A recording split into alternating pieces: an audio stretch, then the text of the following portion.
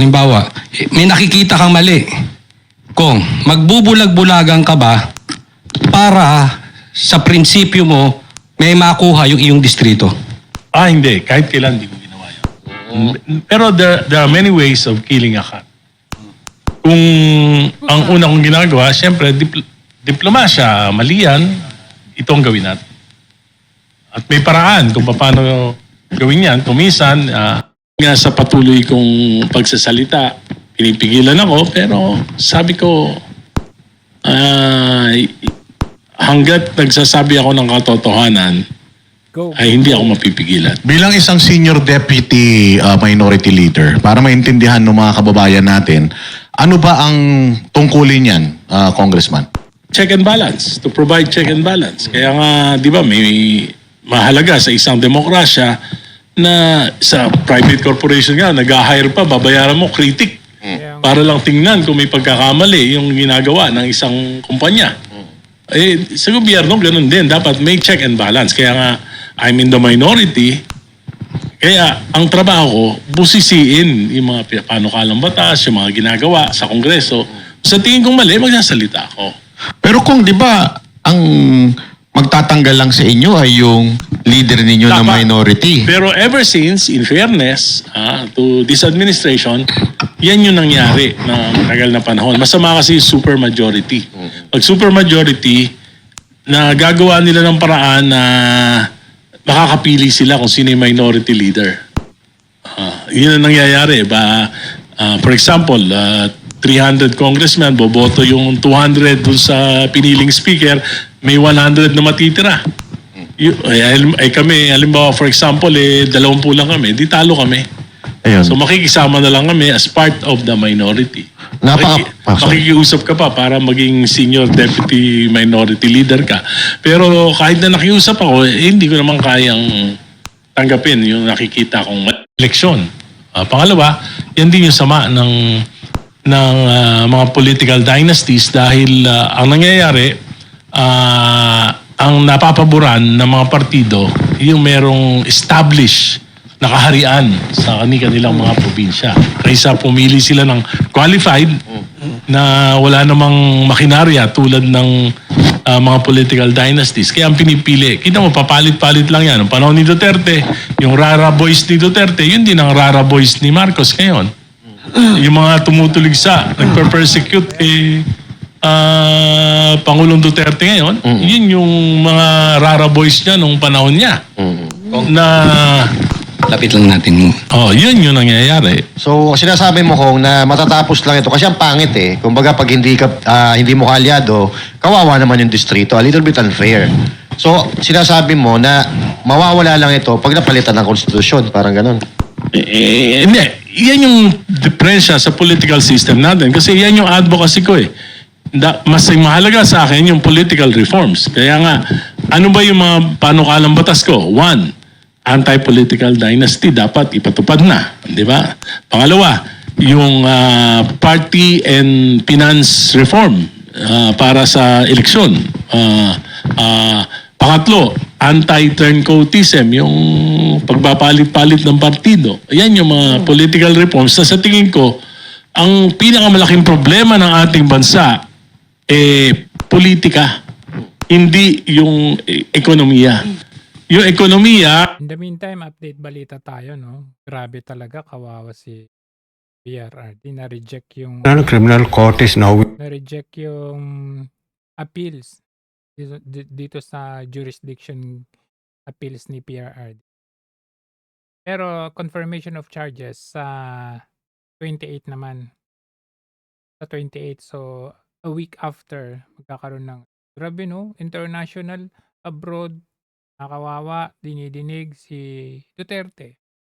Sa Pilipinas naman, sa sariling bansa natin, dinidinig naman si Duterte, si PP. Grabe. Ano na ba talaga ka-threat ang Duterte sa inyo? Kailangan talaga na pagkaisahan ninyo? Court officer, please call the case. Good morning, Madam President, Your Honors. situation in the Republic of the Philippines in the case of the prosecutor versus Rodrigo Roa Duterte, case reference ICC 0121-0125. And for the record, we are in open session. Okay yan. Na-dismiss. Na-reject yung appeal ng kampo ni PRRD na ibasura yung jurisdiction. Pero a week after, decision naman ng confirmation of charges. Pag dalawa yun pag ma-dismiss yung confirmation of charges, mapapauwi na si PRRD. Kapag naman hindi, abay, mananatili pa rin doon si PRRD. Matagal na panahon. Okay. Anyway, balik tayo dito kay Dito tayo. Lolo, tatay, anak, apo, kapatid, at yung kanilang mga asawa. Hindi pwede na sabay. Sabay. Pero yung pinsan, hindi na. Bakit? Pag pinsan kasi, hindi na member ng household, hindi mo na makokontrol. So pag pinigilan mo yung pinsan mo, arbitrary na yan. Pero hindi ba kung merong magpinsan dyan, parang magkakuntsaba? Ay, ano na yun? Kahit naman na magkaibigan, pwede maging kakontsaba. Kaya Pero ngayon, laglag na ngayon. kaya lang, hindi mo na control. Kaya nga tinanong ako lang mag-isa Wala akong political family. Mula noon hanggang ngayon. Pati mga anak ko, kapatid ko, ako lang ang politiko. I'm the first and probably the last politician in my family. Pero sabi ko, yung anak ko, kaya kong pasunurin at kaya kong idisiplina. Hindi naman pasunurin kundi ipaliwanag sa kanya yung prinsipyo. Kapatid ko, kaya ko yan. Asawa ko, tatay ko, Just about, apo ko, kaya ko yan. Pero pag pinsan ko, about dynasty. hindi na ako papansinin niya. Pumayag So, I am contemplating on filing a lang. Pangalawa, karaniwan yan ginagamit lang para dun sa foreign assisted projects. Dahil kalimbawa may na-expect tayo na may mapipirmahan na tulong o utang para sa isang proyekto pero hindi pa tapos, hindi pa pwede ilagay sa program appropriations. Inilalagay yan sa program. Para naman pag na-aprobahan na, merong appropriations cover. Kasi hindi ka pwedeng gumasta ng anumang salapi ng bayan kung walang appropriations cover na inaprubahan ng Kongreso. So okay lang yan, walang mapapansin. Kahit na sa under the 1987 Constitution, there is no such thing as unprogrammed appropriations. Ayun. Wala yan. Kaya lang, hindi pinapansin. Pero nung 19th Congress, nagamit sa korupsyon. Anong ginawa? Pinalaki. First time in the history of Philippine budget na yung unprogrammed appropriations nung 2023 ay umabot ng 700 billion. 2024, 800 billion. At nitong huli, 2025, 300 plus billion. Paano ginamit ito? May sinabmit na budget ang Pangulo.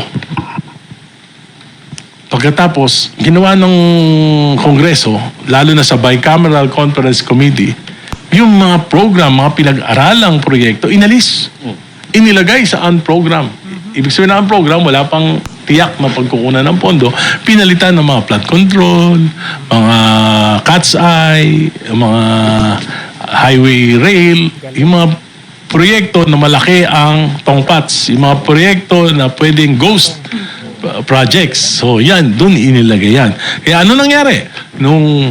Dahil inalisan ng 2024, inalisan ng 250 billion para sa mga foreign Ni Martin Romualdez, wala daw siya sa Bicam. Ayan siya, assisted projects at 150 billion noong 2025, yung halimbawa yung Metro Subway, dapat niya matatapos 2028. Tinanggalan nila ng pondo sa program, nilagay nila sa unprogram. Pinalitan na naman nila ang mga flood control. Ano nangyari? So hindi na pondohan, hindi ma-release yung foreign loan. Kaya ano nangyari, madi-delay yung Metro Subway na dapat matatapos ng 2028, ngayon 2032 na. So, opportunity lost para sa mga Pilipino. Pero ang pinakamalaking dagok niyan, may penalty, may commitment fee, at dahil tatagal, may escalation cost. Tinanong ko mismo sa Department of Transportation, tinanong ko, magkano ang itataas? 20%. 400 plus billion yung Metro Subway, so madadagdagan yan ng almost 90 billion additional cost. Dahil lang dun sa mga... Yung Clark to Calamba, elevated railway ng PNR, 800 plus billion yan. Madidelay ng 3 years. So anong ibig sabihin yan? 20% ang i-increase. So 800 billion. So 170 billion yung masasayang. 170 plus 90. Tapos na sana lahat ng backlog sa classroom. Tapos penalty pa.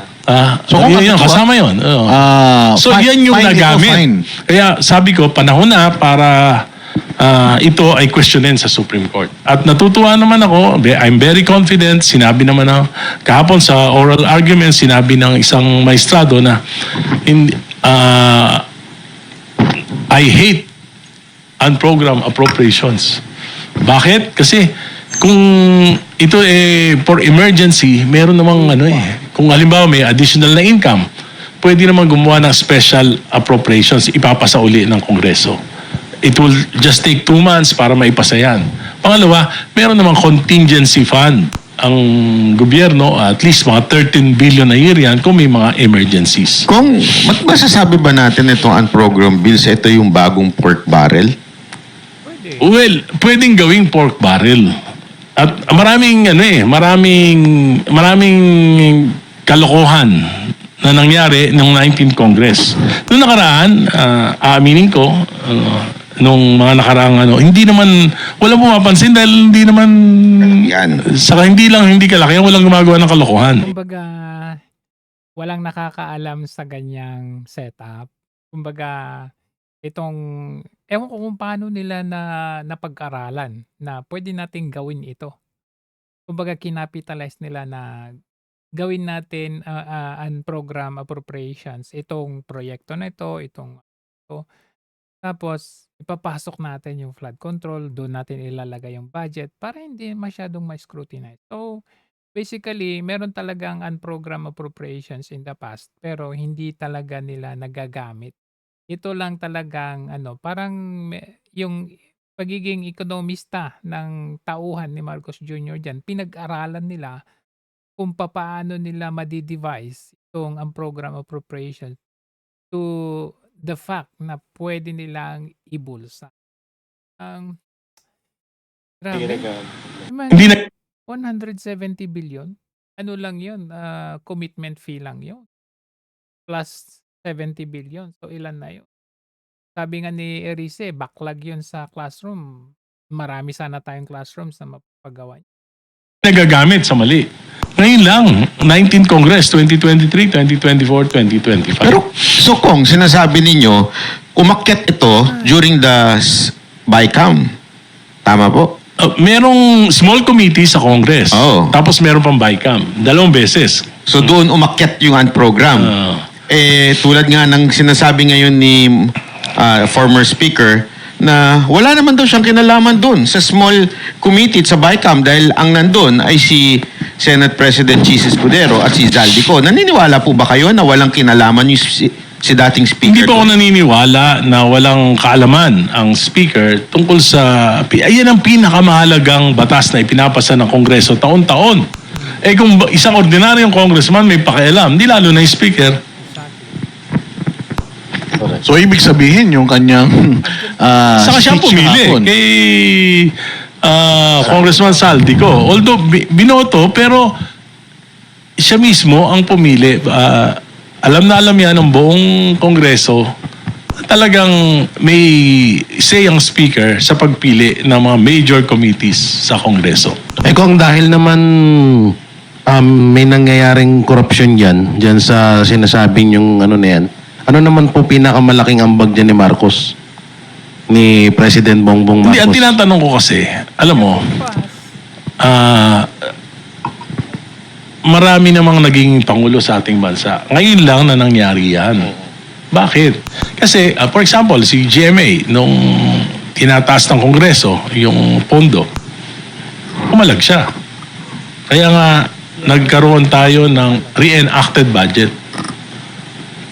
Kasi may veto power ang presidente. Pagka yung ganyan gusto nyong budget, kasi ang tawag sa budget, isang tawag sa national budget is President's budget. Bakit? Yan yung plano mo para sa bayan mo. Ang tawag niyan, Philippine Development Plan. So para magawa mo yung Philippine Development Plan, yung mabawat ahensya ng gobyerno, gumagawa sila ng plano. Infrastructure, ito para matupad tong Philippine Development. Health, ito para matupad. Education, para matupad yung mga pangarap mo para sa taon na ito. So pagka binabago mo yan, binabago mo yung Philippine Development Plan. Presidente yan siya ang nagpaplano niyan di ba? So, hindi mapayag si GMA, si Pinoy, hindi mapayag, at maging si President Duterte, hindi siya pumayag, di ba? So, pagdating dito, sinalaula ng 19th Congress yung budget ng Pangulo, 2023. Hindi ako naniniwala na hindi niya. Siguro kung isang taon, baka pwede, napalusutan siya. Pero kung 3 taon, andyan yung kanyang mga gabinete, ba't hindi niya alam? So sabi ko, it's a question of complicity, it's a question of complicity or competency. Diba? So naniniwala kayo na may direktang kaalaman si Marcos Kaya dito sa... tanong ko, kung hindi niya alam yan, ano yung susunod? Pag hindi niya alam, presidente ka, hindi mo alam, Competent. Umalis ka na dyan. It's a question of complicity or competency. Kaya maraming lumabas during the oral arguments yesterday sa Supreme Court. For example, ang pumipirma lang sa unprogram, sa release ng SARO sa mga unprogram funds, yung sinabi ng Solicitor General na ano lang daw, yung Secretary of DBM. Kaya doon lahat nakapirma. May kopya ako lahat, nakapirma yung Secretary. Pero meron din provision na dapat yan aprobahan ng Presidente, at least for 2024 national budget. Parang hindi nasunod yun. So, marami talaga. Medyo nagulo itong pagbabudget ng 3 taon because of this unprogrammed Pero appropriations. kung di ba meron tayong EU dyan na dapat yung presidente ang pipirma pag-release ng Pero unprogrammed? tinanggal yun noong 2025. Bakit kaya? Anong Hindi ko palagay alam, niyo? Ba't hindi ko alam. tinanggal? Hindi ko alam. Siguro para mawala ng responsibilidad yung presidente, legal responsibility. Pero sabi ko nga, hindi naman pwedeng the secretary of the alter ego lang siya So hindi dapat lahat ng pondo na i-release ng DBM, lalo na sa program appropriations, dapat may pagpayag ang Pangulo. Sino po ang nagtanggal nun, Kong? May tinanggal yun sa special provision ng GAA 2025. So naalala ko kung ito nakakalimutan na kasi ng tao yung sa Maharlika Fund tsaka itong sa PhilHealth. Parang nabalitaan natin ito yung ginamit. Hindi Maharlika Fund. Yung PDIC, 107 billion, saka yung 60 billion ng PhilHealth. Yun ay, dahil wala namang pagkunan ng pondo, ginawa nila na revenue yon, source of revenue. At ginamit nila para sa mga proyekto. At nakita ko sa program appropriations, marami yung napondohan ng PhilHealth at ng PDIC ng mga flood control, mga proyekto.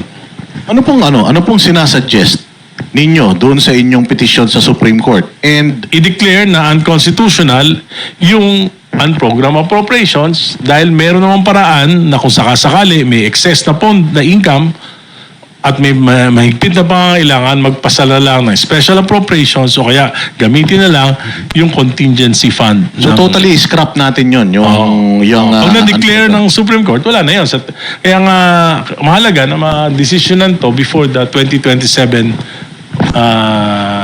budget na mapag-usapan ng Kongreso para kung sa ganun, wala na talaga yan. Sa kaalaman ng mga kababayan natin, kung ano ang magiging benepisyo ng masang Pilipino dito sa inyong petisyon? Well, ang sinasabi nila kasi, ang dahilan ng unprogrammed appropriations para daw mapadali. Ibig sabihin, convenience. Pero sabi ko, yung safeguard is more important than convenience. So sa tingin nyo kung bilang kongresista, dito ba nanggagaling sa unprogrammed appropriation yung karamihan sa nakukurap na pera ng taong bayan? Nitong 3 taon, nitong 2023, 24, 25, marami po galing doon. Paano sa 2020? 2026 mo, nabantayan namin eh. Nandun po ako. Okay na po siya.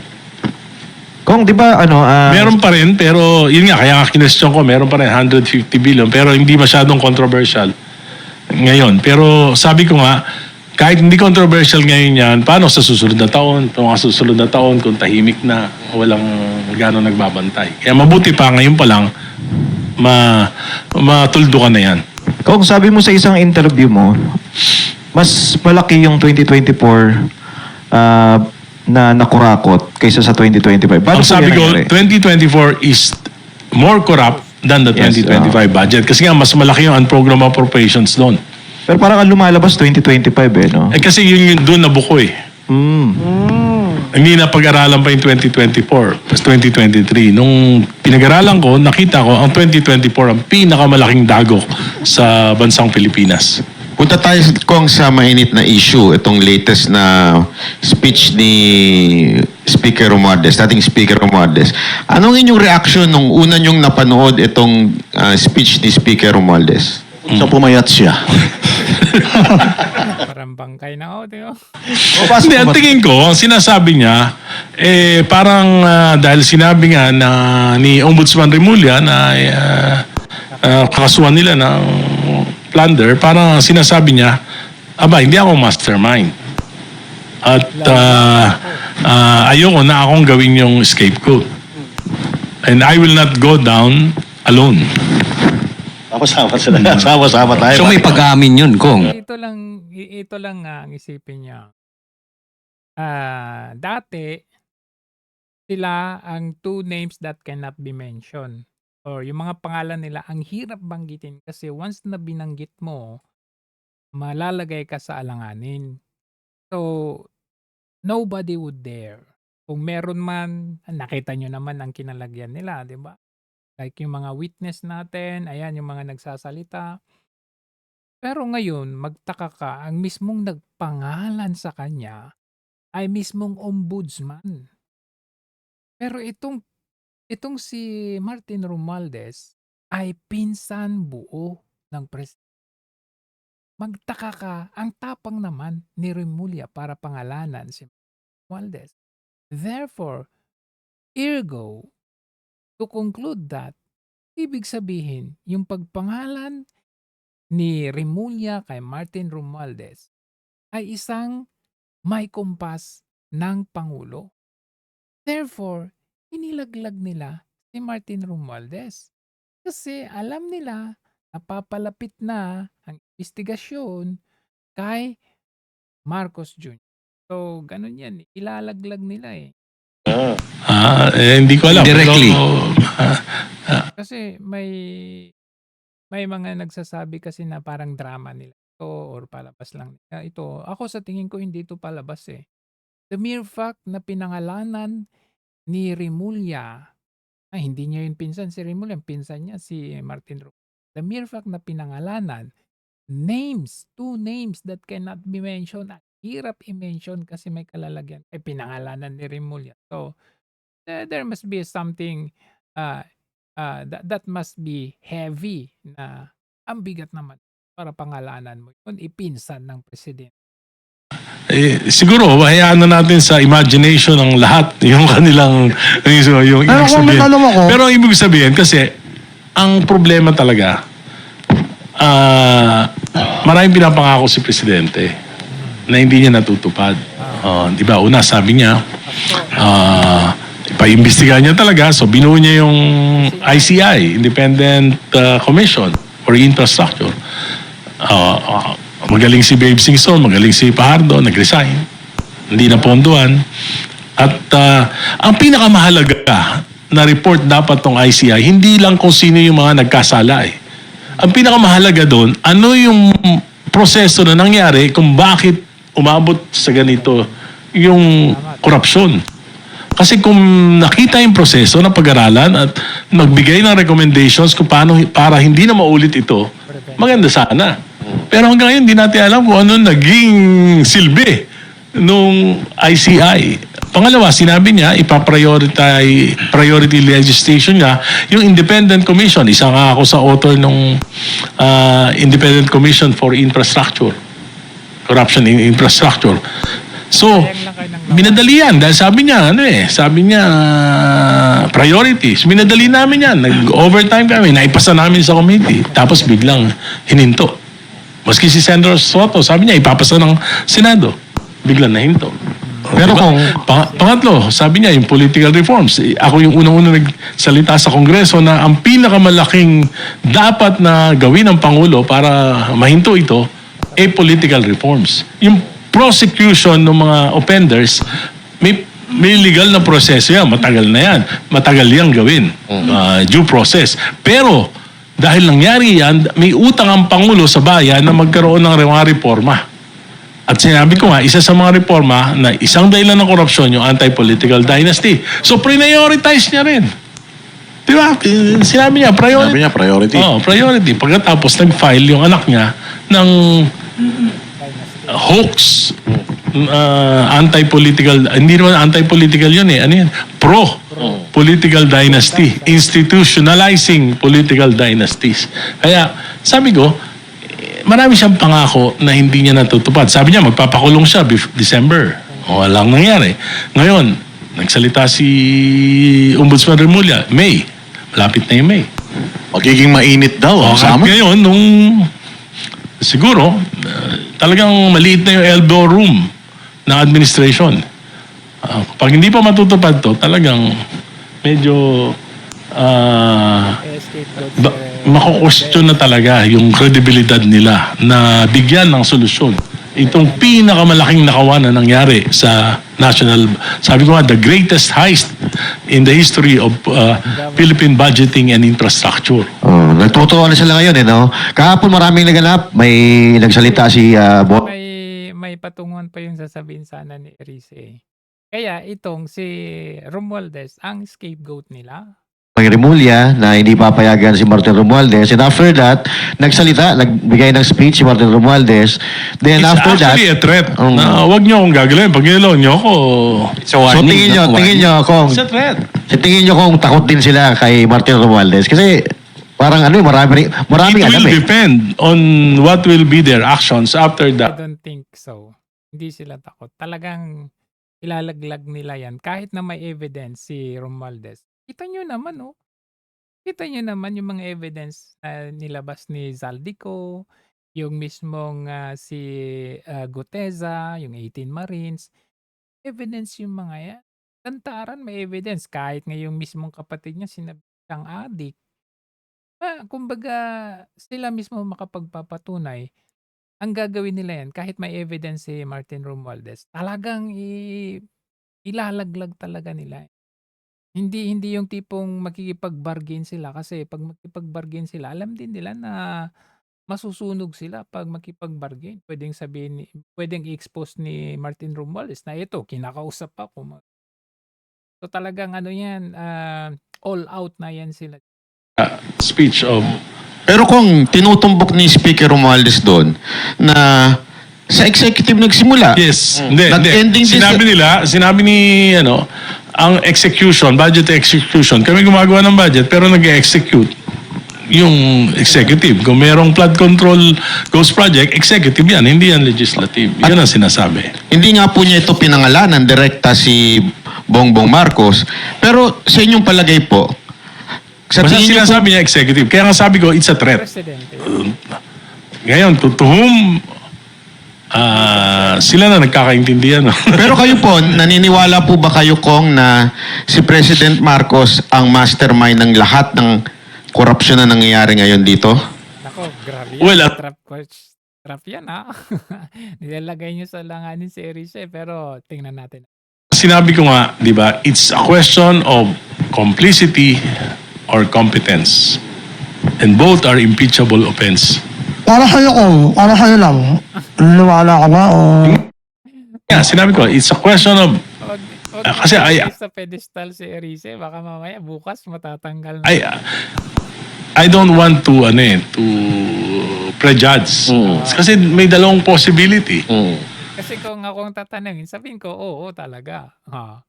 Mas okay yung sagot niya na kayo na ang sumagot.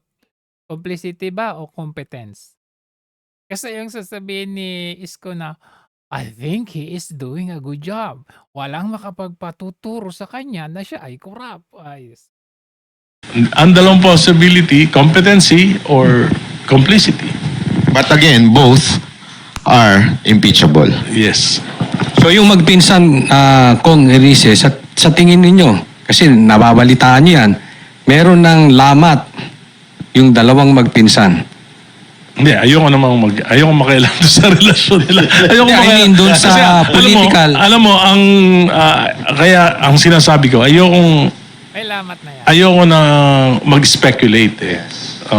Lamat. Ayoko Yun mag-speculate. yung sign yung kay Remulla pinangalanan niya. Yung gusto ko mga salita, Walang mangangahas na magpangalan kay Martin Romualdez. Diba? Yan yung dati. Pag nangahas ka, may kaibigan ka. Pero ngayon talagang lantaran, face, and straight to your face. may pinanggagalingan na basehan. Ayoko nang dahil lang sa ganyan ay meron na ako kagad na conclusion, di ba? So, Hindi. May premise na tayo nito kay Zaldico, di ba? Ganyan din, ganyan yung playbook nila kay Zaldico. Kasi nakita ninyo, yung stage by stage. First stage, ayan, nababanggit-banggit ni Remulla. Second stage, ayan nami-media na, gano'n. Tapos, yung third stage, ayan, biglang sinabi na, ito, pa-filean namin ng kaso. So, ganun din ang ginawa nila kay Zaldico hanggang sa nagsalita na si Zaldico. Ganun din dito kay Martin Romualdez. Ayan, nakita nyo nung una, sabi ni Remulla, dalawa na implicate dito, si Chis Escudero at si Martin Romualdez. So, nung una, medyo tayo na, baka kunwari lang nila yan. Kasi, baka dahil hindi walang napapatunayan si Marcos Jr., kaya kailangan niyang kunwari lang. Pero, nung mga sumunod na, panay pa press con, panay banggit kay Martin Romualdez, pati ultimo yung pagpapaalam. Kasi kung pagpapaalam ka na lumabas ka, pupuntang Singapore, pag walang,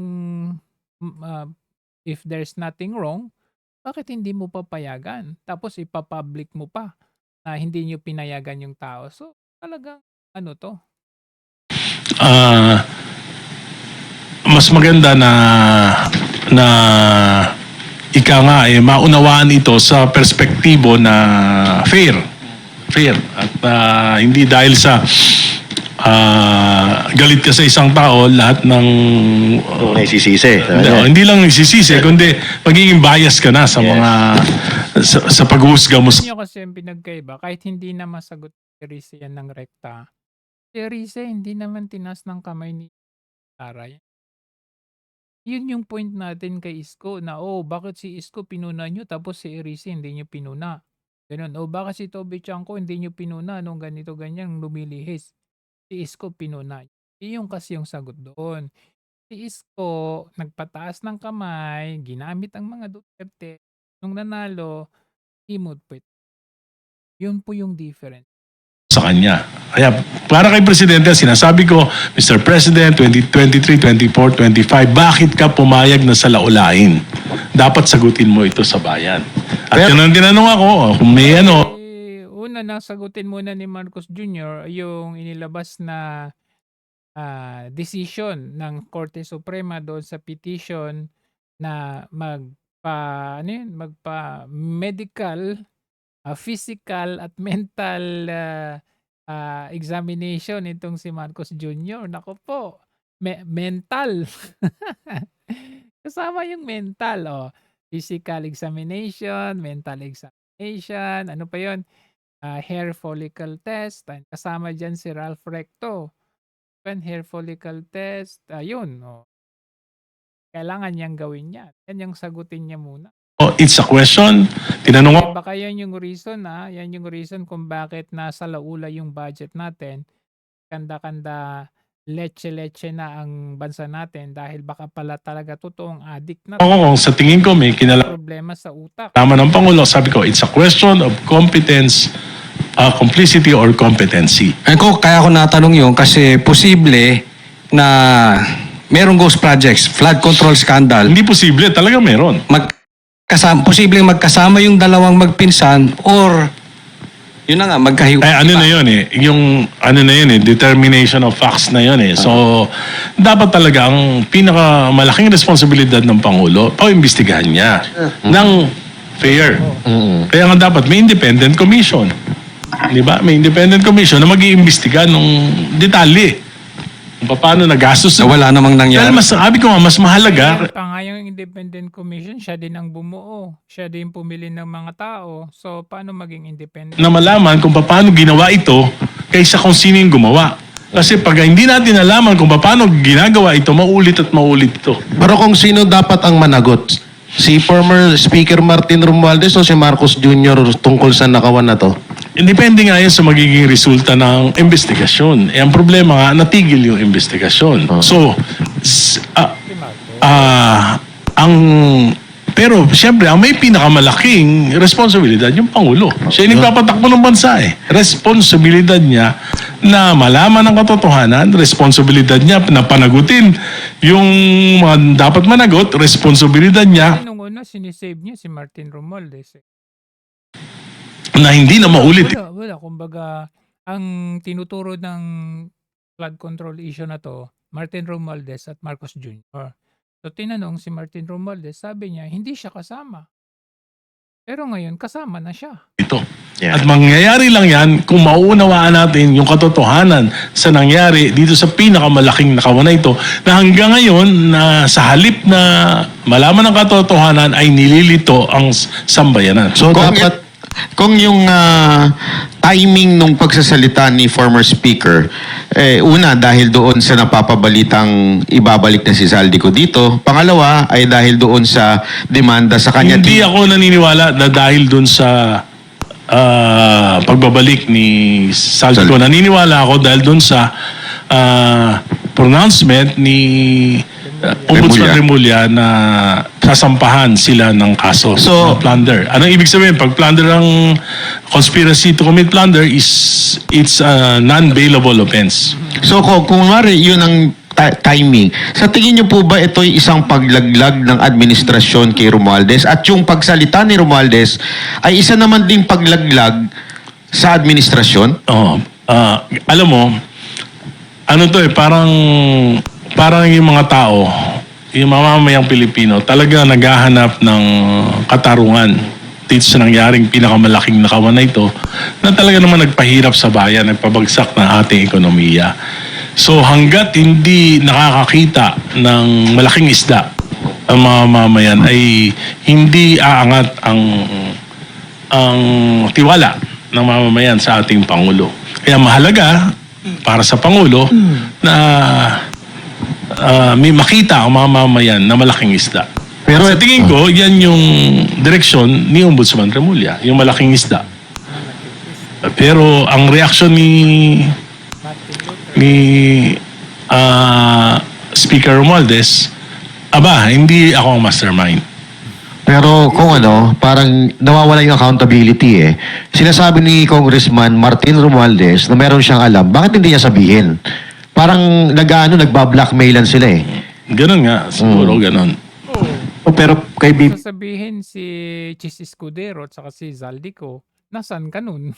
Sara, lagi nilang sinasabi, accountability, nandun sa 125 million na Sabihin nyo nga yan ko. Kasi nga, ang mangyayari sa ating bansa, na sa halip na intindi ng mga leader natin, yung kapakanan ng mamamayan, yung napakaraming problema, ang iniintindi natin yan ang sama ng yan ang, pardon me for saying yan ang sama ng political dynasties. They are not fighting for us, they are fighting for the supremacy of their political families. Ang naging laban, parang Duterte Marcos Di ba? At tingin ko naman, ang punot dulo nitong mga kaguluhan na ito, dahil gustong manatili ng Marcos, Ironic, no? Kasi dati, ano yun? Marcos, Aquino. Ngayon, ironically, Marcos Duterte. What? na after BBM, Nagsama yung Aquino Marcos, kalaban na yung Duterte. sa kanila pa rin ang poder. Kaya anong ginawa? Nung una, People's Initiative. Dahil malakas si BP Sara, kung magkakaroon ng eleksyon, di parliamentary, para ang boboto na lang yung mga congressman, yung mga representatives. Nung hindi umubra yun, impeachment na. At dahil dyan sa impeachment, na-incentivize yung mga congressman na bigyan ng mga bilyong-bilyong alokasyon, kaya naging sunod-sunuran. Di ba? Yun naman ang nangyari.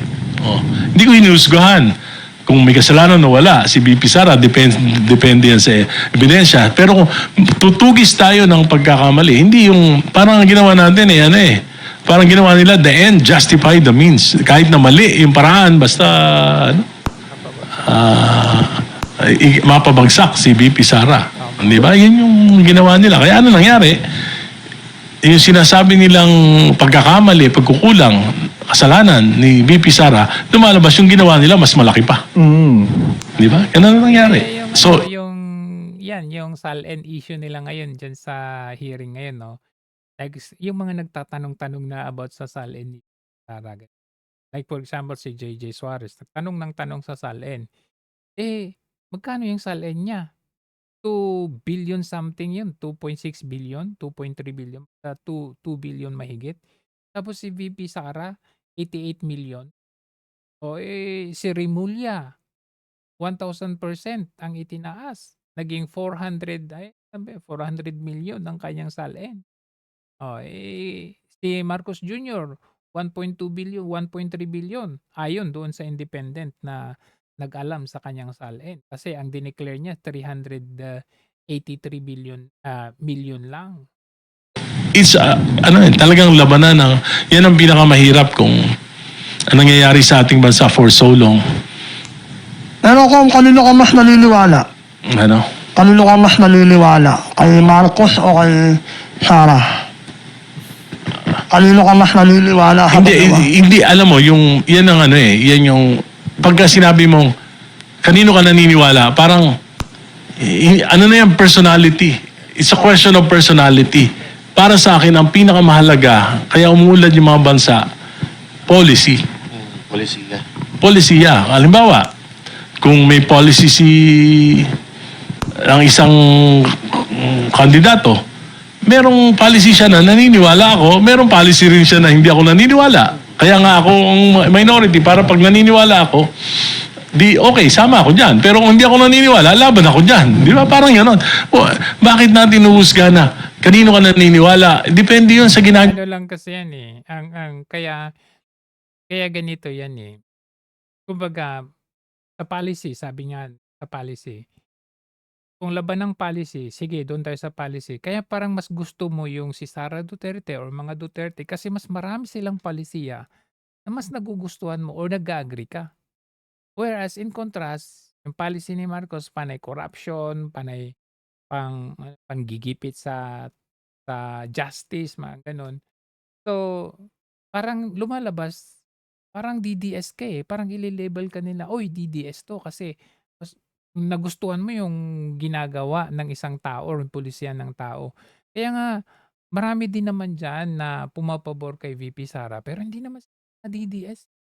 Hindi naman talaga sila Duterte. Halimbawa, marami nagsasabi, tumahimik ang bansa natin nung panahon sa drug war niya.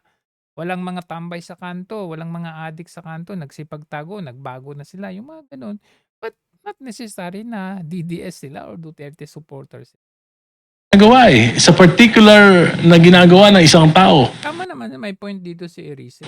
Nung panahon ni President Duterte, binatikos ko dahil dun sa war on drugs. Hindi ako naniniwala. Binatikos ko, pero walang personal. Walang personal sa akin. It's a policy decision. It's a policy decision. At ako, pag nagbatikos ako sa isang polisiya, meron akong alternative.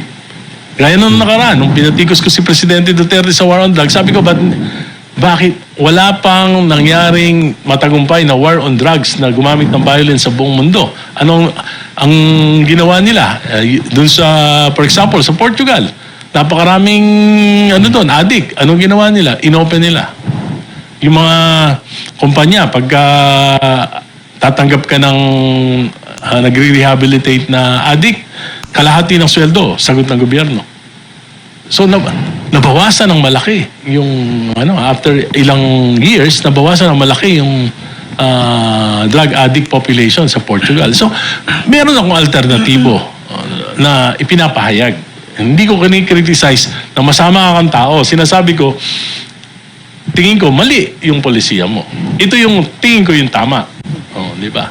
So, gano'n naman dapat ang mangyari sa atin. Dapat, di ba dapat tayo mag-usap na intelligently? Hindi yung magbastusan. DDS, yung mga DDS, bobo, yung mga dilawan, akala mo santo. Di ba? Hindi naman dapat gano'n eh.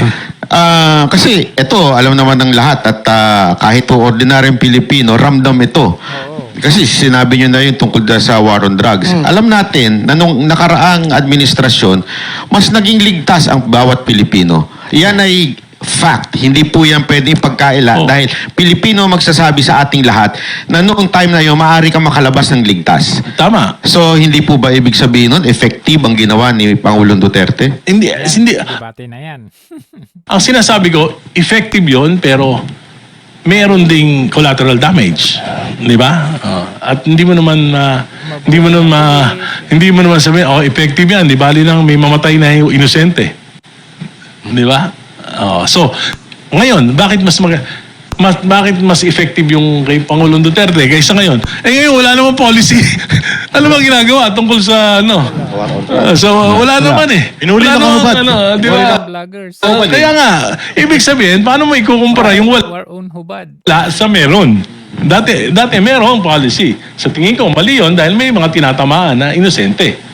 Ngayon, walang tinatamaang inosente pero marami naman ang delikado ang buhay na dahil sa pagdami at paglaganap ng krimen at drugs dito sa ating bansa. At number one naman talaga sa buong mundo, ang pinaka malaking dahilan ng drug dependence ay poverty, kahirapan. So dapat nakatuon sa bukod dun sa paghihigpit, pwede naman maghigpit na walang patayan. Sa aking tingin, pwede magigpit na walang patayan, pero nakatuon din sa pagbibigay ng pagkakataon doon sa mga... Yung president ng El Salvador, ganun din, ala Duterte type din yung war on drugs niya. Kita nyo, effective. Kasi, sino ba yung nagsabi? Si Lopez yung na-interview sa bilyonaryo, sabi niya, ang pinaka-effective na laban sa yung kailangan ka, mamamatay tao ka, sabi niya. Tawanan yung mga anchor, which is kumbaga proven naman yun talaga kasi may mga leaders naman sa buong mundo na gumawa niyan at proven talaga.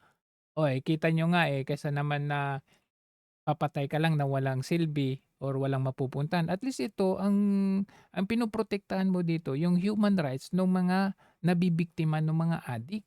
Ang nangyayari gusto mo pang protektahan yung human rights ng mga mamamatay tao, yung mga manggagahasa, gano'n? Pinakamahihirap na magkaroon ng mas maayos na buhay para hindi maging drug dependent. Pero napag-usapan na rin kung yung drugs. Kaya naniniwala ba kayong addict si Marcos Jr.? Kasi po, sundan ko na po ito Kasi po, ngayon, may lumabas na balita na nire-require ng Supreme Court na sumagot si Bongbong Marcos tungkol sa kanyang health. Ibinigyan po siya ng 10 taon. 10 araw, sorry. 10 araw para sumagot. Wag naman sa 10 taon. Baka hindi na umabot yan. Banat ba Hindi nga natin alam kung aabot ng 2028 yan. Hindi. So, talaga. Di hayaan natin na sumagot si Pangulong Marcos. Kasi ako naman, wala naman akong... Ano kaya pag hindi sasagot? Ano kayang gagawin nila sa Supreme Court? Kasi yan siyempre, 10 days na comment 'yan. So, after ng 10 days, kung walang comment within 10 days, ano 'yan, magkakaroon tayo ng, ano yung tawag do'n, ng case. Puwedeng puwedeng kakasuhan or puwedeng kung anong gawin ng Supreme Court. Pero 'pag magre-reply within 10 days, magde-decide ang Supreme Court kung idi-dismiss nila ito o hindi. So, gano'n naman 'yun, kagaya nung 'pag halimbawa 'pag hindi nila i-di-dismiss ito, magkakaroon tayo ng parang yung nangyari sa oral arguments. Kaya pinasasagot yung mga respondents kagaya ni Berberabi kahapon. So, gano'n mangyayari diyan.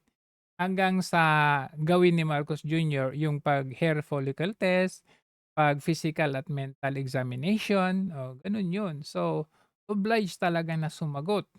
Otherwise, baka ma-contempt itong si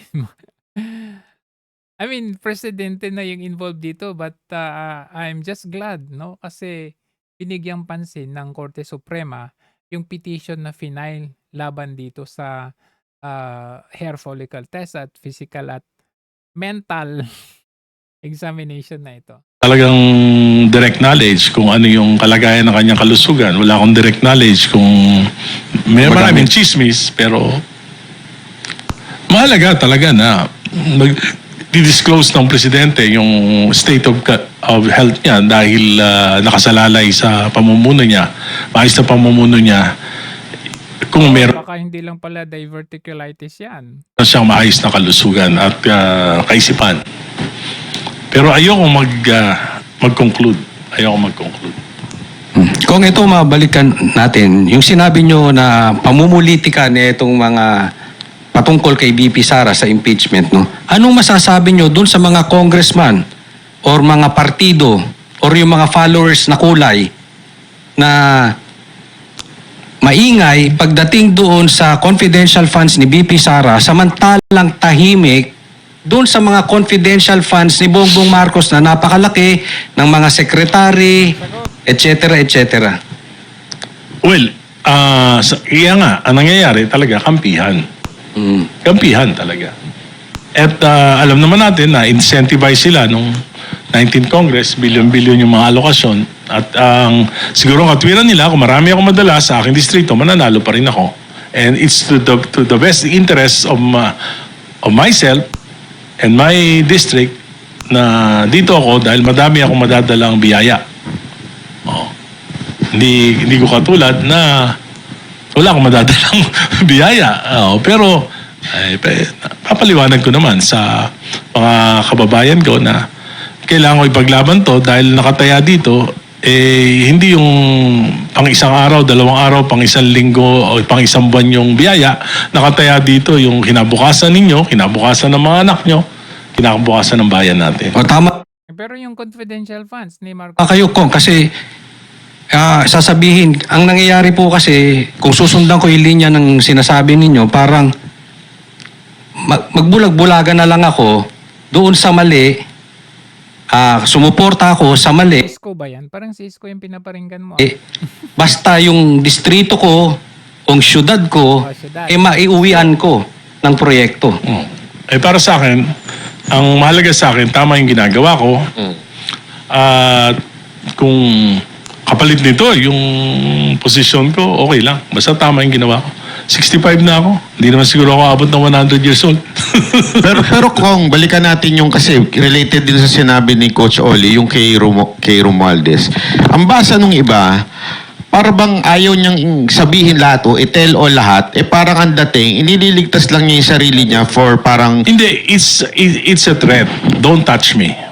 So, still, it's not really for the country, but for himself. Yes. Kasi nung nalaman niya na ilalaglag na siya, saka siya lalabas, tas sasabihin niya, wag niyo akong galawin. So, ibig sabihin, pag hindi nila ginalaw, ay wala tayong malalaman, walang accountability kasi hindi nila gagalawin may threat, hindi nila gagalawin, hindi rin maglalabas si Martin Romualdez. nangyayari dyan. It's not the interest of the Of people. course. It's for himself. Oo, parang sinasabi niya, alam niyang may mga kabulastugan nangyayari, ilalabas ko to. Para pag It's a threat. kinantigo ko, ganun na. So kayo po, bilang To congressman, protect himself. Kung Erice, kayo bilang congressman, pwede nyo bang i-compel or sabihan itong si... Matagal ko na sinabi. Matagal ko na sinabi yan. Ang sinabi ko, may pangunahing responsibilidad ay ang Pangulo na maimbestigahan. Sa corruption or sa small committee, ang tinuro niya si Escudero at saka si Zaldico bilang instrumental sa budget decisions. Ano masasabi niyo tungkol dito? And sinagot ko na yan kanina, hindi ako naniniwala na ang sinabi ko, ang national budget, ang pinaka-importanting batas na ipapasa ng Kongreso. Taon-taon, yan ang pinaka-importante. At ang bawat congressman, kaya nga ako, Umpisa din sa house eh. yung busisi ko, ang may pinakamalaking speaker, ang pinakamalaking responsibilidad sa Kongreso is speaker.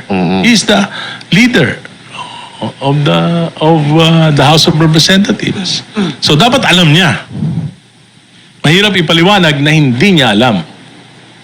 Pero hindi nyo rin nililigtas yung mga binanggit niyang pangalan. Si Senator Chis is the Senate President. Nakapirma siya sa Bicameral Conference Committee report. Pero Saldico is the chairman Dapat kasama si Martin. of the Committee on Appropriations. Nakapirma siya. Pero mapapasunod ba ni Senator Chis Escudero si Zaldico? O si Zaldico Hindi. sumusunod siya kay Speaker? Hindi. Nagkasundo sila. Hindi, walang sumunod. Nagkasundo sila sa ganitong sistema. Ang mapupuntang ganito sa Kongreso, itong pondo na ito, yung pondo na ito mapupunta sa Senado. Pero saan kadalasan nagkakaroon ng problema? Sa bidding, monitoring, o talagang kurap lang talaga? Hindi, alam mo, dati-rati naman, alam mo, sa lahat naman ng bansa may corruption. Yes, yes. Pero may certain threshold na pag lumampas doon, talaga namang makaka-apekto na sa ekonomiya, sa gobyerno. So, itong nangyari sa 19th Congress, ito na yung pinakamalala sa tagal ko dito sa gobyerno.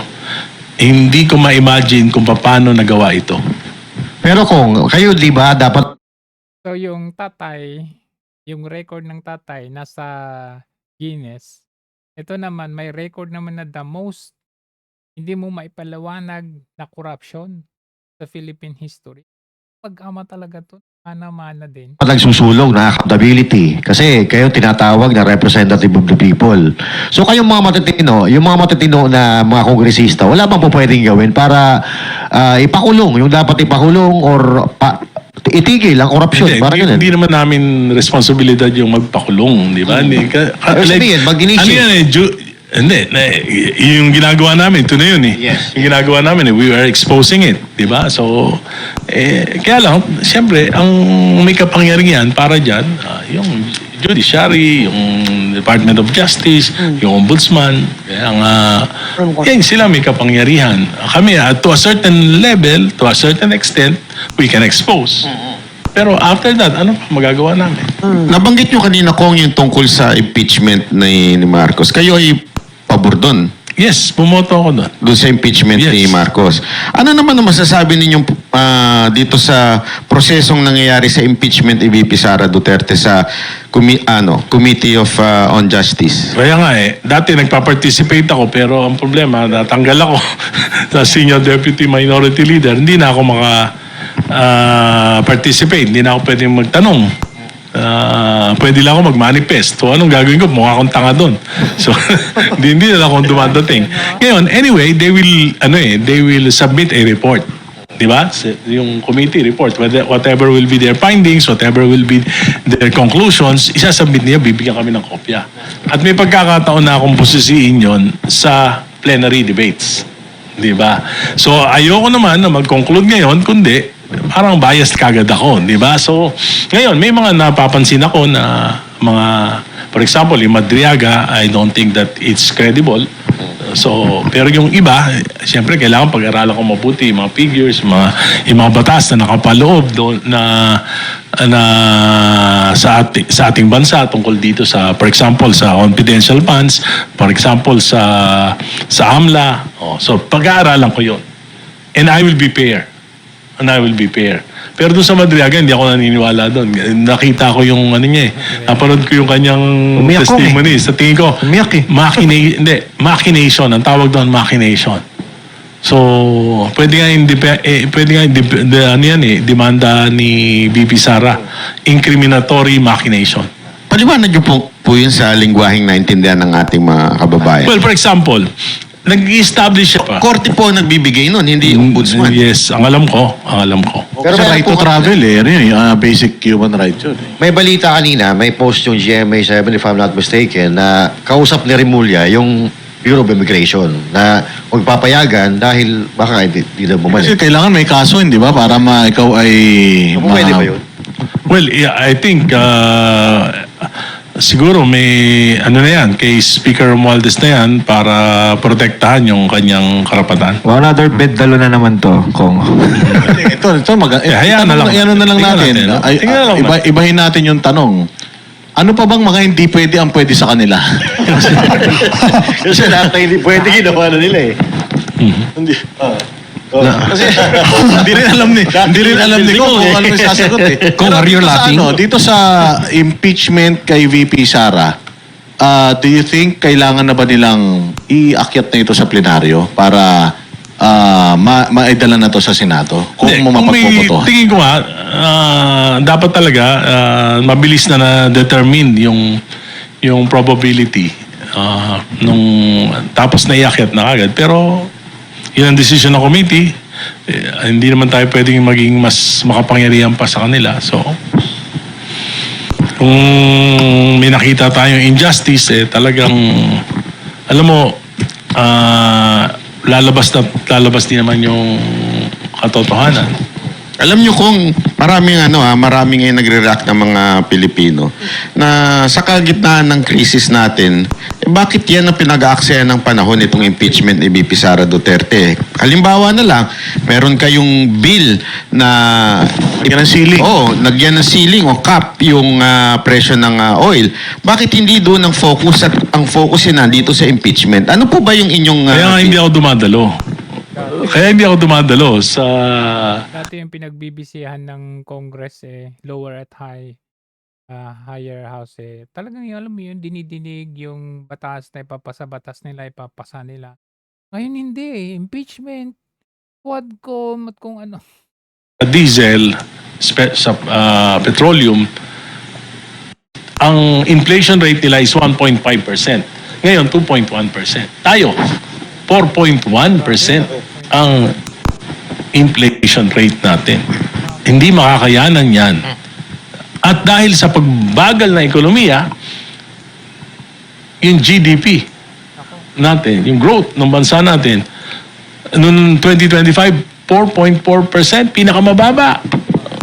Pag ganyan, ang projection ngayon, 4.4% din. So, babagal ang ekonomiya. Ngayon, yung rate ng pag-utang natin, 9%. Ibig sabihin, doble. Yung pagtaas ng utang natin, doble sa paglago ng ekonomiya natin. Laki.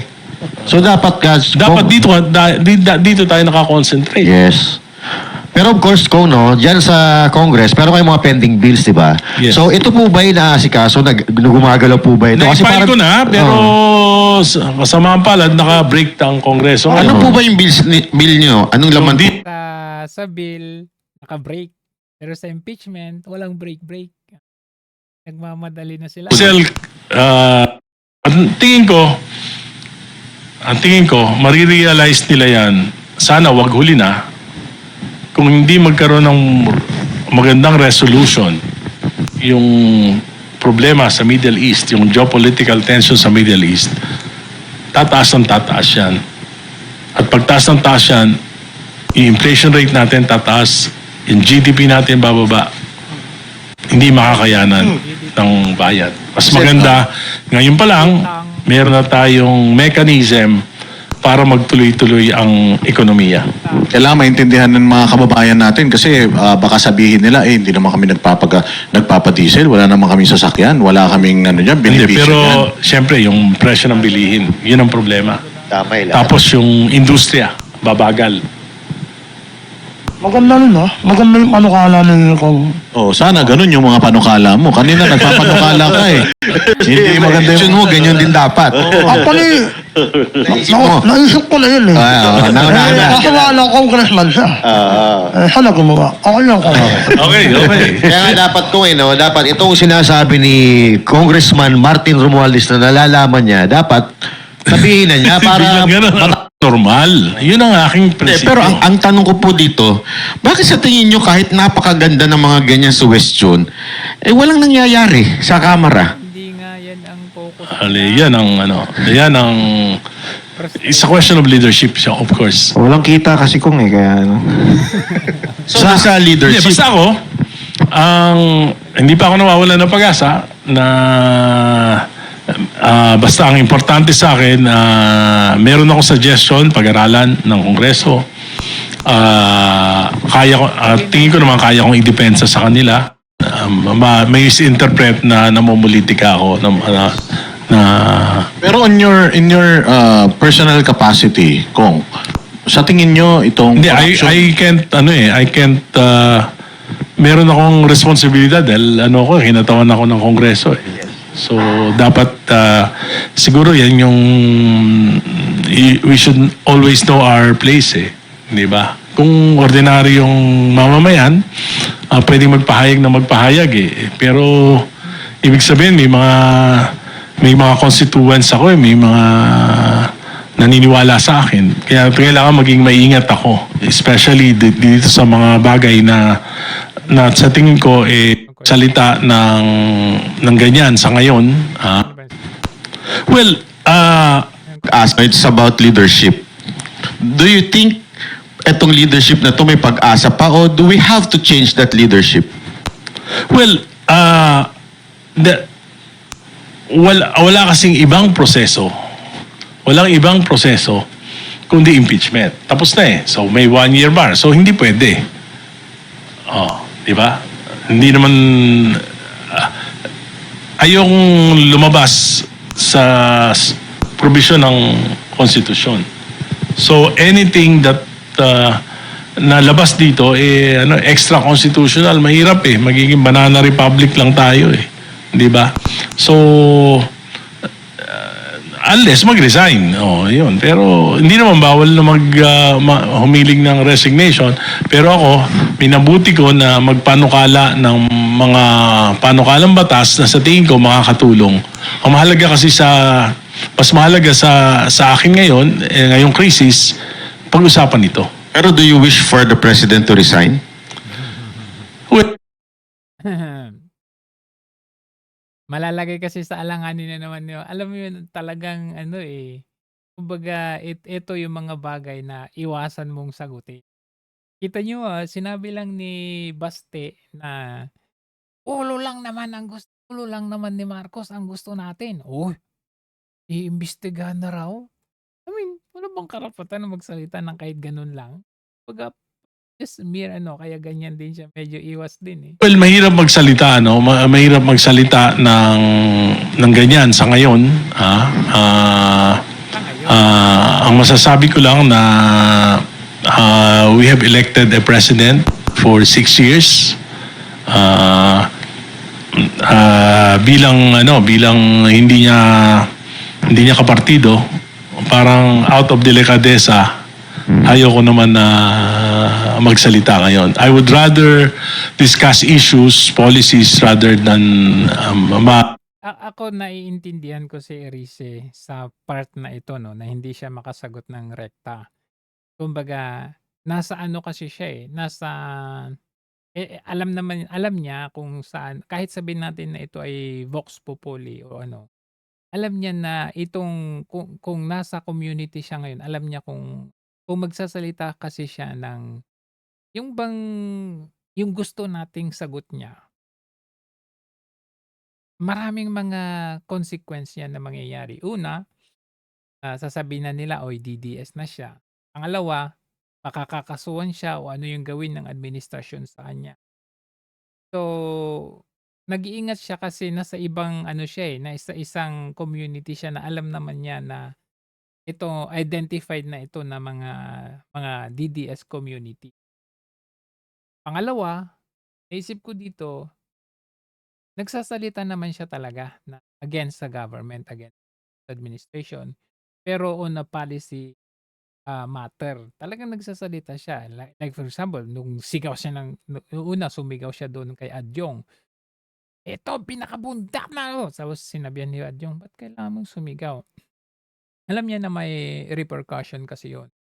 Na pag ginaganon mo ng ginaganon, siya ay, kaya nga nakita nyo, umiwas na siya, di ba? Hindi na siya pupunta sa mga ganyan. Hindi na siya nagpapakita dyan sa mga hearing na yan, sa impeachment yan. Dahil medyo mainit na siya eh.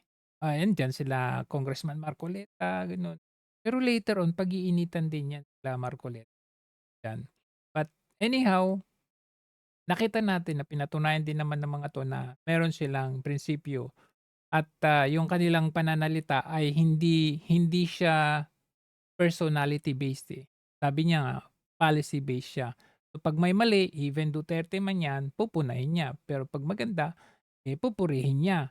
Yun yung gusto natin. Hindi kagaya yung kay Isko na halatado naman talaga. Diba sasabihin mo, in general, I think he's doing a good job. So for me, kahit medyo may mga questions dito na palihis, may nababanggit siya talaga na hindi. Accountable dito yung executive, yung president. Yung mga ganun ba? Kumbaga consistent yung kanyang mga pahayag. May misinterpret na namumulitika ako na Pero in your personal capacity, Diin talaga eh. Kong, sa tingin nyo itong hindi, corruption, I can't meron akong responsibilidad dahil hinatawan ako ng Kongreso eh. So dapat siguro yan yung we should always know our place eh, di ba? Kung ordinaryong mamamayan, pwedeng magpahayag eh. Pero ibig sabihin may mga constituents ako eh, may mga naniniwala sa akin. Kaya kailangan maging maingat ako, especially dito sa mga bagay na sa tingin ko hindi it would divide rather than unite our people. pero lately Kong, may mga expose din kayo ha, yung sa mga text messages. Yan, lagi naman. Hindi naman, magpapatuloy naman ako na mag-provide ng check and balance. Pero kung maganda sana yung mga panukala nyo kung Ay, ibig sabihin, Wrong pangit? timing lang eh. Hindi, wrong timing lang. Okay. Wrong timing. Alam mo maganda yung panukala niya. Talagang maraming makakatulong nun. Malutulungan nun eh. Kasi wala puro kurak yung nakaupo eh. Diba? Wala nang pondo. Paano gagana yan? Saan kukuha ng pondo? Hindi, kaya nga meron akong suggestion kung saan kukuha. Kung alam mo, Maleta. Bawasan lang siguro alam yung mo- maleta. Hindi, meron nga akong isang panukalang batas. Sabi ko, we can generate hundreds of billions. Kasi alam mo dito sa bansa natin, sa bawat economic centers, napakaraming mga Filipino-Chinese na mga nakatira na rito ng 7 taon, mahigit pa. Na nakapasok dito dahil fake yung kanilang mga papel. Ang papel nila yung halimbawa kumuha sila ng late registration. Kunyari pinanganak dito kahit hindi naman. Pero matagal na sila rito, 7-10 taon, mga negosyante. Magagaling talaga yung Chinese na negosyante. Iba naman fake yung marriage certificate. Iba naman fake yung alien registration. Yan pinupuntahan ng mga corrupt na immigration agents taon-taon tuwing Pasko. Nako, may hatag yan. Pirahan. Nangangamba din sila dahil pag nakatuan sila, meron silang biniling property, tapos na patunayan na fake yung kanila, pwede na sila i-deport mo, wala yung mga properties nila. So sabi ko, karamihan dyan talaga mga pusong Pilipino na, mga 20 years na nga rito yung iba. 30 years na rito, may mga pamilya na, may mga anak, may mga apo na dito. Ang dami niyan. Kausap ko yung Filipino-Chinese Federation. Sabi nila, at least mga 20,000 kaya magbayad ng 5 million each. So we can generate hundreds of billions of pesos. New revenue, walang masasaktan. Natutuwa pa sila magbayad. Kaysa maglagay ako taon-taon. Ito na, 5 million. Baka 10 million, pumayag pa yan. Illegalize nyo na lang yung aking stay dito. Makapagnegosyo na. Sa gobyerno mapupunta. Yun nga, parang yung Pogo. Illegalize yung Pogo. Kasi dati na, illegal. Yung, na yun, yung anong sugal na yun, yung nilegalize ni PRRD. O at least may revenue sa ating gobyerno. Na lang ako. Sa Caloocan, marami yan sa Grace Park popularity. Pero ang mahalaga, kahit na magkakaiba tayo ng paniniwala, dapat yung intelligent discussion, policies rather than personalities. Pero ito kung kanina, nabanggit ninyo itong yung mga text messages, no? So what's the purpose of this paglalabas nito kung wala namang nangyayari? Ang dami. Si Amy Marcos may sinabi kontra sa kapatid niya. Kayo po, katulad ng mga text messages na galing kay Bersamin. Pero walang result eh. Yun na nga, yun yung masakit. Pero basta tuloy lang ang laban. We cannot, hindi naman tayong ganong kapangyarihan para masunod yung gusto natin. Meron akong gusto mangyari, pero Ayaw nila. hindi ko naman pwedeng ipilit. Hindi mo naman pwede kaya mag-isa. Wala naman, siyempre, we cannot deny the fact na binoto si Presidente ng mga Pilipino for 6 years. Eh, sabi nga ni Pastor Apollo Kibuloy, tatag lang. Tatag lang. Kung mapunta nga tayo sa impeachment. Bilang isang... Siguro, dapat talagang, we should be patient. Yeah. Ako, I've been fighting political dynasties for more than 4 decades. My fight against dynasties predates the Constitution. Wala pang 1987 Constitution, nilalabanan ko. Nakalaban ko yung mga malalaking pamilya sa Caloocan. Ako lang mag-isa. Natatalo ko, nananalo ko. Tuloy pa rin ako. Mahirap. Tuloy pa rin ako. Hanggang ngayon. Pero kung merong good dynasty, meron ding bad dynasty, hindi pa tatamaan yung good dynasty. Alam mo yung good dynasties, they are more of an exception rather than the rule. Bakit? Halimbawa, sa isang pamilya, tatay magaling. Palagay na natin sumunod magaling. Yung anak. Tapos kapatid, apo. Pati black sheep ng pamilya nila, mag-i-interest na rin sa politika. Ganyan nangyari Kasi yan yung, hindi na, ang nangyayari, wala nang pagkakataon yung pinakamagagaling. Nabablock na nila So, paano aasenso ang bansa natin kung yung pinakamagaling walang pagkakataon sa public service? Nabablock Ang tanong, paano kung yung sinasabi mo pinakamagagaling within that family talaga? Yung pinakamaayos magtrabaho within that family talaga. Kasi nag-groom talaga na ganun ang dapat na public service na gawin. I mean, in the case of the Dutertes, nakita naman natin yung kanilang from the tatay, talagang handed from the father to the kids. Nakita naman natin na kumbaga meron silang modelo Yun yung point doon. Ang modelo nila, maganda yung modelo nila. So sinundan na ng sinunda, na-retain na panatili nila yung Davao City as magandang lugar kasi inumpisang pinamuno ng tatay na ubod ng ganda. Whereas, papunta naman tayo sa Ilocos Norte, ang tatay, inumpisa ng tatay na nangurap, magmula sa tatay hanggang sa anak at kapu-apuhan, kurap. Kasi yun yung modelong nakita nila. So, while it is true na sabihin na natin na nabablock na nila yung mga magagaling na pwedeng totoo yan kasi in the case of Marcos Jr., undergraduate siya. College dropout siya. Samantala ang dami nating mga ekonomista dito, mas magaling pa yung gasoline boy. Ang dami magagaling pa dyan na pwedeng mamuno sa bansa natin. Ito pa, yung ganun. But, in the case of the Dutertes, for example, nakita natin maganda yung nasundan nilang modelo. Kaya, kumbaga yung mga pinakamagagaling andun sa pamilyang yun. Yun naman ang ano natin dyan, take natin dyan. Okay, iba nga, nadi-disqualify. Oh, maraming magaling magaling, pero tatay magaling. Susundan ng anak. Pero dadating yung panahon na yung iba nga dyan, hindi na nag-aaral Bakit magiging mayor din ako, susunod na ako sa tatay ko Ganun na nangyayari. So, yung magaling is an exception rather than the rule. Saka mawawala ng check and balance. Kung puntahan lang natin yung sa impeachment, kasi ngayon, lumabas yung salin ni BP Sara at ni yung kanyang asawa, si Atty. Mans. Pero ang kaduda-duda dito, Bakit public official ba si Mans? hindi po, pero kasi dahil parang joint daw sila, so parang lumabas na rin. Hindi, dapat joint yun. Hindi yun pwedeng, hindi pwedeng may sal-en Pero ang si Mans. nakakapagtaka po dito, 8 days ago, pinalitan yung chairman ng AMLAC. Would you think na may ano dito, may discrepancy o medyo kaduda-duda naman yung Baka galaw siguro nila? yung unang AMLAC ayaw maglabas. Baka lang ha. Baka lang. Baka lang. So, pinalitan nung mas bold na kaya maglabas. So naniniwala po ba kayo nang dahil ang may gusto nitong impeachment kay BP Sara Duterte, walang iba kundi si President Bongbong? Oh, siya ang leader of the majority party. And the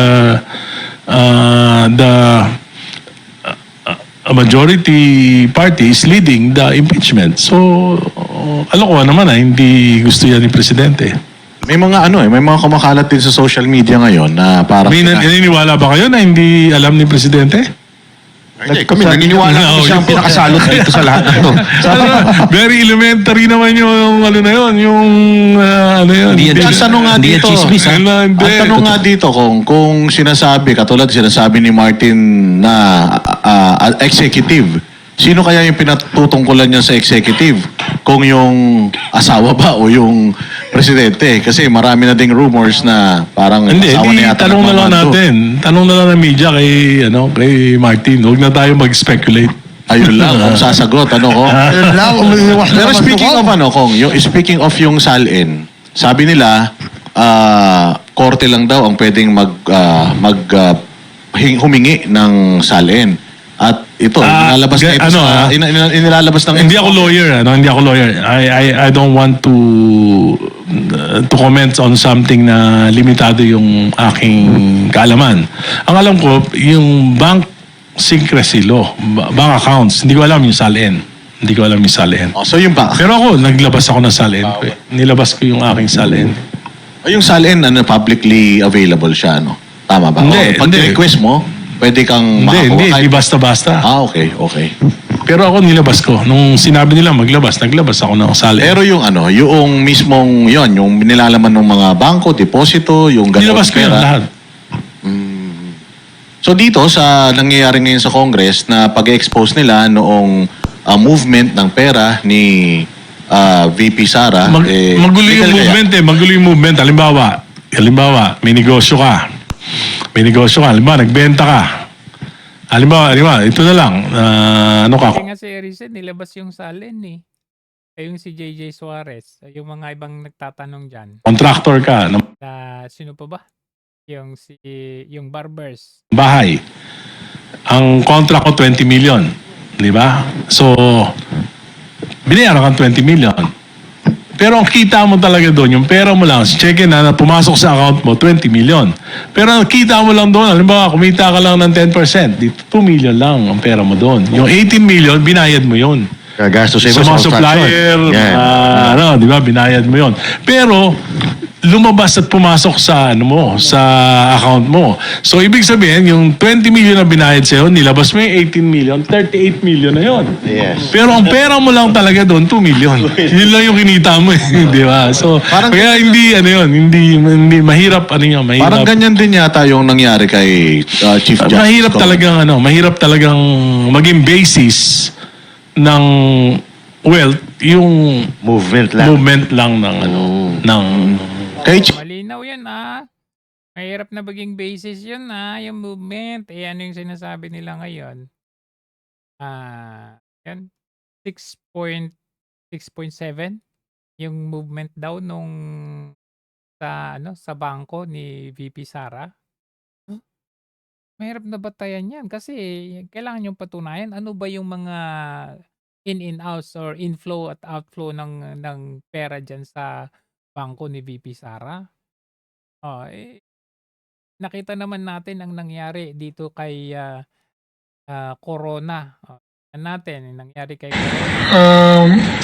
Pagpapatalsik po ng miyembro. Ayan, ito. Ayan, bagong amlak. Tingnan natin. Pinadalhan ng isang sabina. Opo, pumunta ako dito dahil pinadalhan ng isang sabina. Kontra sa Chief Justice na isinampa ninyo sa Ombudsman. Dinala ba ninyo ito? Dala ko po, Your Honor. Pakipakita nga ho ninyo. Saan ho ninyo kinuha Saan kinuha yung ebidensya? itong mga annexes na ito?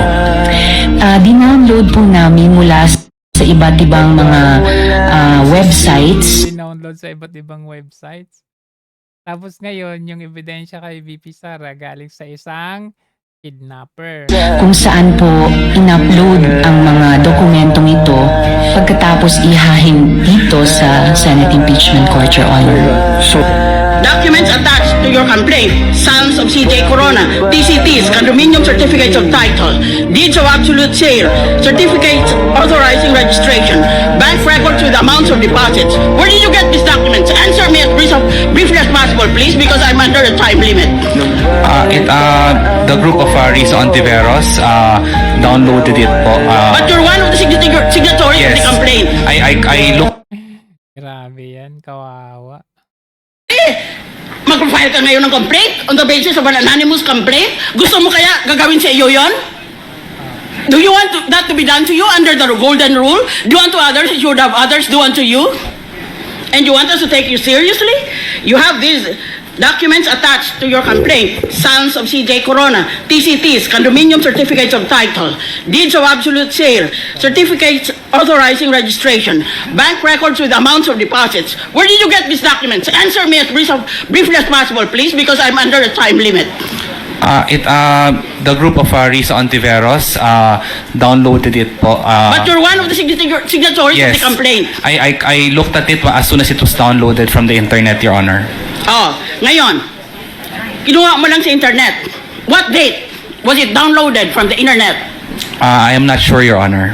It was prepared by their group of volunteer lawyers po. Kung meron na kayo ng mga dokumento na ganito bago December 12, 2011, which is the date of the filing of the... Diba?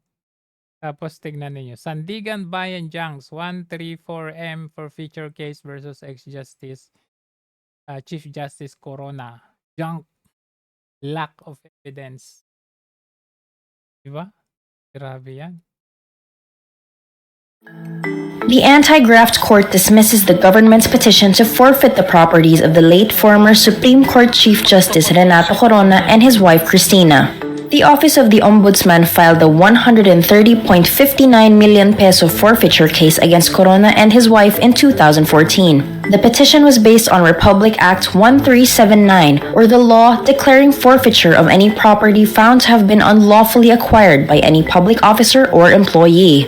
The anti-graft court's decision dismisses the petition on grounds that two elements needed to be proven in the forfeiture law were in contention, and acknowledges the Coronas have other sources of funds that contributed to their income. Corona was convicted of culpable violation of the 1987 Constitution and betrayal of public trust in May 2012, after failing to disclose around $2.4 million and 80 million pesos in bank deposits in his statement of assets. Failing to disclose. So, ganyan din ang ginagawa kay VP. May kapalit daw na pondo ang mga boto para sa conviction ni dating Chief Justice Renato. Anyway, balik tayo doon sa Vox Populi. Chief Justice Corona, ganyan din po yata yung nangyari, no? Parang in-add lang nila yung buong transaction. Hindi ko masyadong, alam yun, hindi ko masyadong, wala yata ako sa Congress nung kay Corona. Ayun, may balik ko lang pala yung tanong mo kanina sa Supreme Court, hindi ba? Na parang pinasasagot na si Presidente doon sa doon sa drug test and yung kanyang medical situation. Kung hindi po sila comply sa Supreme Court, ano pong Hindi, pwedeng mangyari pinapasagot lang naman siya dun sa petition. So, sasagot yun. Sasagot pala. Sasagot So, yun. ano po yung mga magiging desisyon? Makakapag-desisyon po ba ang Supreme Court? Sasabihin niya na Hindi natin kailangan. alam. We cannot be supreme than the Supreme Court. Hindi natin alam kung ano yung magiging decision. Pero kung halimbawa po mag-decide ang Supreme Court na kailangan muna talagang or pwede ba nilang pilitin or utusan ng presidente na magpa-drug test, hair follicle test, Hindi. maglabas ng medical Alam mo yung bulletin? ano man yung magiging decision ng Supreme Court, may legal basis. At mahirap mag-speculate. Okay.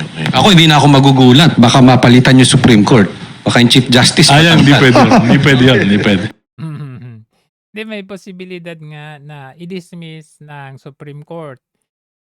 Depende sa sagot ng presidente. Kung satisfied ba ang Supreme Court sa sagot, dismiss na nila. Hindi mo na kailangan hair follicle drug test, hindi mo na kailangan mental at physical examination, hindi mo na kailangan mag-submit ng inyong medical records, hindi na. Pag sufficient at okay ang Supreme Court, dismiss nila yan. Pero pag hindi, kailangan gawin ni Marcos.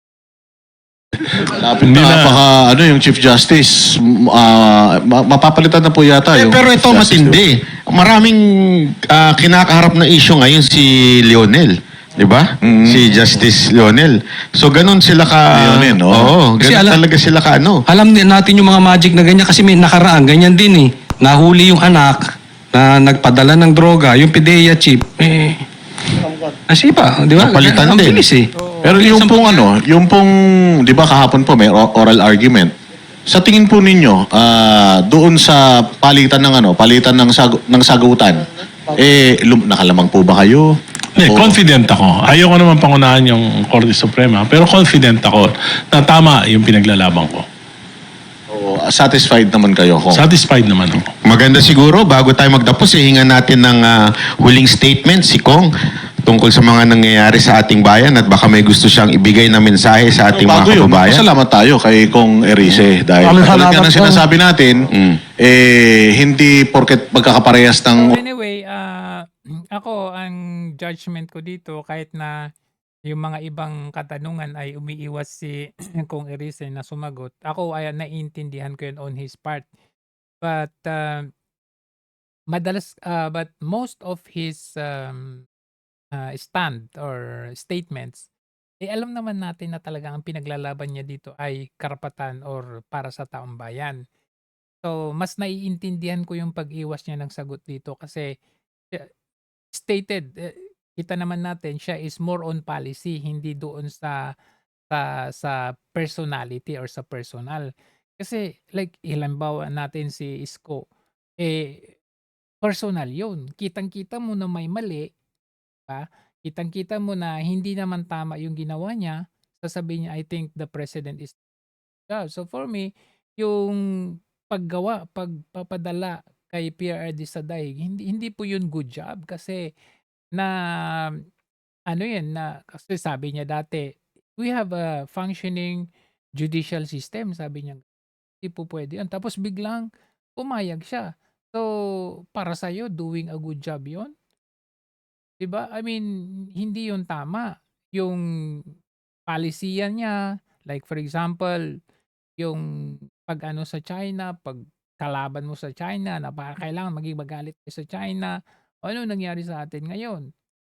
So, for the others na nagsasabi na, naintindihan nila si Isko kasi para sa Manila, yung laban nga din sa Manila, pinaglalaban ba niya? Bigla siyang nanahimik doon sa corruption sa Manila.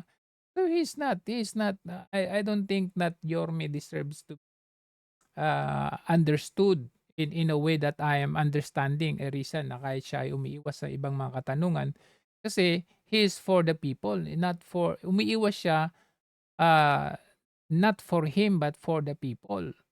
Nakita natin from time to time talagang lantaran, harap-harapan niyang inano si Marcos Jr. Pero siyempre, this point in time, sabi ko nga, nasa community siya wherein hindi siya pwedeng magsalita ng ganito kasi alam niya yung nasang community siya nandyan ngayon. So, yun lang aking conclusion dyan. Anyway, to sum it up, general conclusion dito, productive at marami tayong natutunan sa interview na ito with Kong Erice.